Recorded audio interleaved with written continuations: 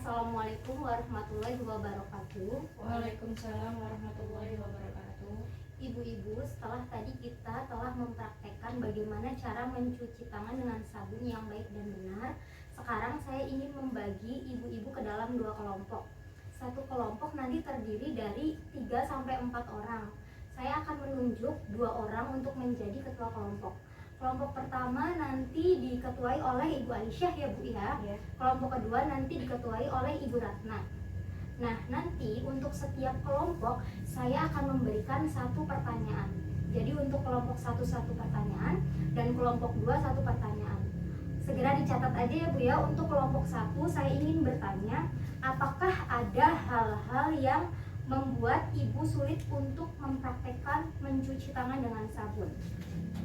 Dan untuk kelompok 2, silakan Ibu Ratna boleh ditulis dan dicatat, apakah ada hal-hal yang memudahkan ibu-ibu untuk mencuci tangan dengan sabun. Nah, nanti saya akan berikan waktu sekitar 5 menit untuk ibu-ibu mendiskusikan dengan kelompoknya masing-masing. Setelah itu nanti saya minta kesediaan ibu-ibu ketua kelompok untuk menceritakan atau memaparkan hasil diskusi bersama kelompoknya masing-masing. Silakan Ibu.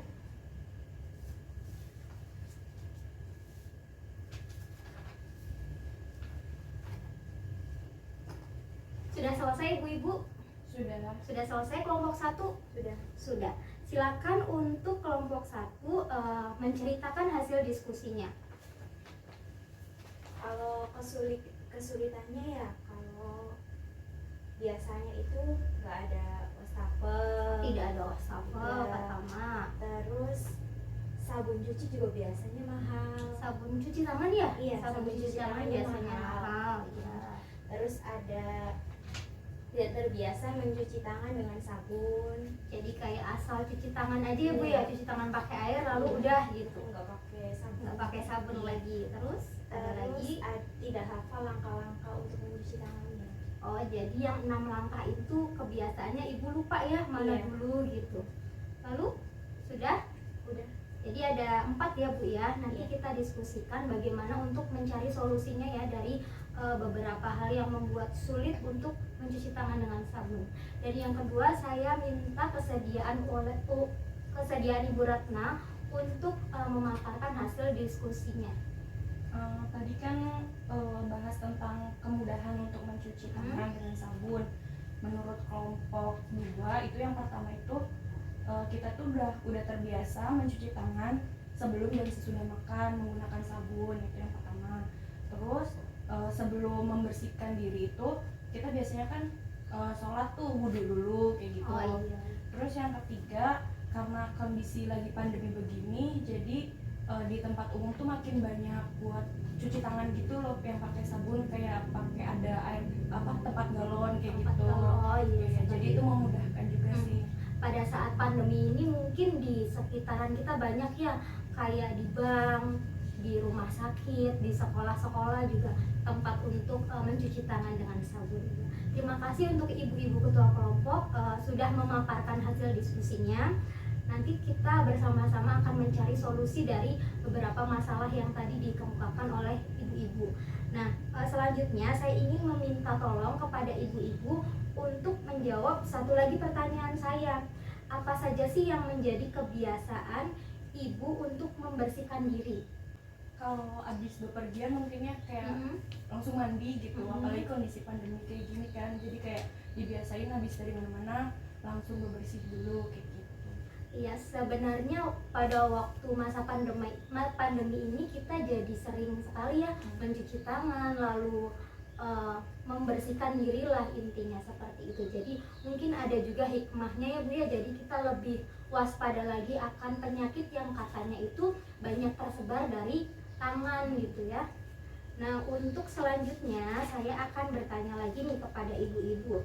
Apakah ibu-ibu pernah membuat tempat cuci tangan atau wadah air yang biasanya kita pakai untuk mencuci tangan? Sekitaran sini ada? Saya belum. Nah, kalau begitu nanti sekalian kita memberi solusinya. Jadi tadi salah satu dari masalah-masalah yang timbul ketika kesulitan mencari wastafel, kata Ibu Aisyah, sebenarnya untuk praktek mencuci tangan dengan sabun itu kita tidak hanya memakai wastafel saja, Bu, tetapi bisa juga memakai berbagai macam alat yang ada di sekitar kita. Misalnya salah satunya adalah menggunakan galon bekas. Jadi galon bekas itu nanti di bawahnya dilubangi sedikit, lalu bisa dikasih pancuran air seperti dispenser seperti itu, biasanya bisa dibeli di toko bangunan. Nah itu mungkin lebih murah ya, Bu ya. Jadi nanti penampungan airnya diisi dengan air dan bisa dibuat untuk tempat mencuci tangan. Selain itu bisa juga kita kalau mau lebih hemat lagi memakai wadah cat bekas, kaleng cat bekas, kemudian sama kayak tadi dilubangi di bagian bawahnya, kemudian dikasih tadi pancuran air atau seperti dispenser di bawahnya. Nah itu juga bisa, atau bisa juga menggunakan kayu di bawahnya, nanti diselapkan kayu, nah diselipkan kayu dengan menggunakan kain. Nah biasanya itu cara-cara tradisional ya, Bu ya. Tapi ketika Ibu tidak bisa membeli itu, mungkin jauh toko bangunannya, bisa juga menggunakan kayu. Nah terus yang ketiga ada juga alternatif lain, yaitu menggunakan, kalau zaman-zaman dulu itu yang buat wudhu itu namanya pedasan, Bu, yang biasanya terbuat dari tembikar. Nah itu bisa juga untuk mencuci tangan dengan sabun ya, Bu ya. Jadi di tembikar itu, di pedasan itu bisa menjadi penampungan air yang digunakan untuk mencuci tangan. Nah jadi tempat penampungan air buat cuci tangan itu bukan hanya wastafel, tapi apa aja, Bu? Dari apa aja, bisa dari galon, lalu dari bekas cat, lalu ada juga yang tradisional untuk berwudu biasanya menggunakan pedasan.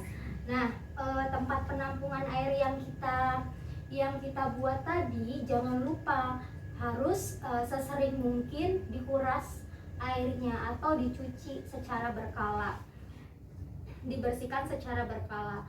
Karena untuk menghindari lumut, biasanya kan kalau misalnya tempat cuci tangan itu kita taruhnya di depan rumah ya, Bu ya, di depan rumah atau di belakang rumah gitu, bukan di dalam rumah. Kalau di depan rumah kan biasanya cahaya matahari juga kena gitu kan, nggak kena atap, jadi biasanya rawan berlumut, jadi harus kita bersihkan secara berkala. Penampungan air juga biasanya sangat disukai oleh jentik-jentik nyamuk.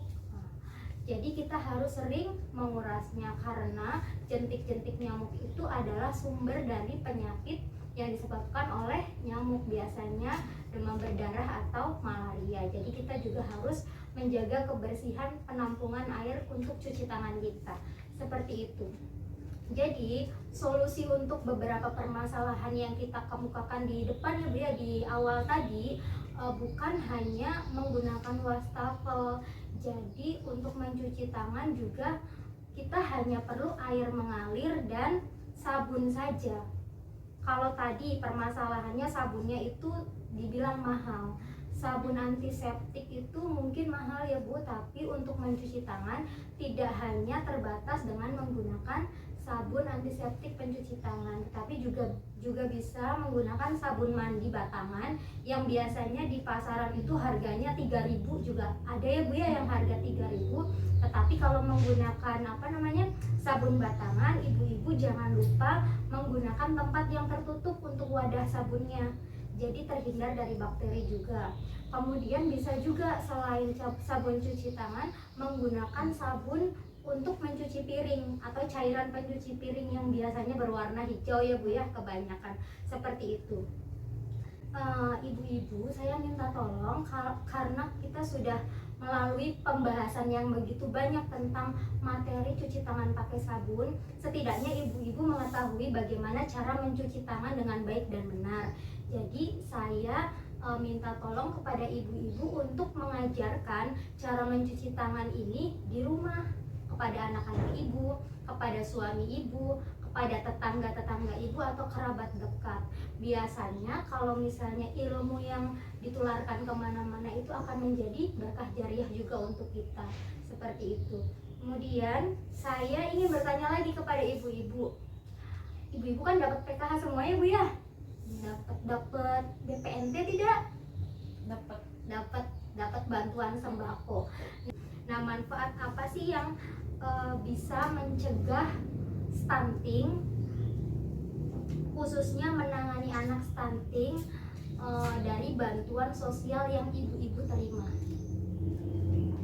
Kalau dari PKH sendiri mungkin kan uang tunai ya yang didapat, jadi mungkin nanti bisa dibeliin buat sabun cuci tangan kayak gitu kan. Kalau dari bantuan sembako kan biasanya juga dapat buah sama sayur kan ya, jadi kan ya nanti kan dikasih ke anaknya kayak gitu. Terima kasih kepada Ibu Ratna yang sudah menjawab pertanyaan dari saya. Jadi beberapa manfaat dari bantuan PKH dan BPNT itu salah satunya itu ya Bu ya, untuk membeli makanan bergizi untuk pencegahan stunting, dan satu lagi tadi apa Bu? Membeli sabun ya, membeli sabun untuk praktek cuci tangan kita di rumah. Nah, nanti saya ingin minta tolong lagi kepada ibu-ibu untuk menuliskan rencana yang akan dilakukan di rumah terkait cuci tangan pakai sabun di tabel janji diri seperti yang kemarin ya Bu ya. Silakan Ibu tulis rencana untuk di rumah Ibu. Nah, setelah sudah ditulis boleh dikumpulkan Bu tabel janji dirinya. Saya lihat ya. Nanti Ibu yang tadi Ibu praktekkan boleh dibawa pulang, yang Ibu tulis juga boleh dibawa pulang. Sekarang saya akan mengingatkan kembali kepada ibu-ibu untuk mengoptimalkan atau memaksimalkan bantuan sosial yang diterima oleh ibu-ibu, baik PKH atau BPNT, untuk praktek cuci tangan di rumah ya Bu ya. Seperti tadi yang telah disinggung oleh Ibu Ratna, kita juga bisa memanfaatkan bantuan sosial seperti PKH yang 3 bulan sekali cair itu. Ketika mendapatkan bantuan turun, ibu-ibu bisa membeli, kalau yang misalnya belum punya tempat penampungan air, bisa juga membeli kaleng bekas cat, atau membeli pedasan, atau membeli galon yang biasanya ada juga yang sudah disertai dengan pancuran airnya seperti itu. Dan juga bisa juga sambil membeli sabun, boleh sabun cuci tangan, antiseptik, boleh juga menggunakan sabun mandi atau sabun untuk mencuci piring. Kemudian ketika ibu-ibu ingin mengetahui lebih dalam lagi mengenai praktek cuci tangan dengan menggunakan sabun dan juga beberapa pencegahan dan penanganan stunting, ibu-ibu boleh nanti menghubungi saya ya Bu secara langsung kalau misalnya pertemuan kita hari ini dinilai belum cukup untuk ibu mengetahui lebih banyak tentang penanganan stunting dan cara mencuci tangan dengan sabun seperti itu. Nanti ibu boleh telepon saya atau datang langsung ke rumah saya seperti itu. Dan terakhir untuk sebagai penutup sesi pertemuan kita hari ini, kita akan mereview lagi apa-apa yang telah kita pelajari hari ini di sesi 11 ya Bu, tentang modul 7 tentang pencegahan dan penanganan stunting melalui kebersihan diri dan lingkungan. Di sesi 11 ini kan kita tadi sudah mempraktekkan cara cuci tangan pakai sabun atau CTTS.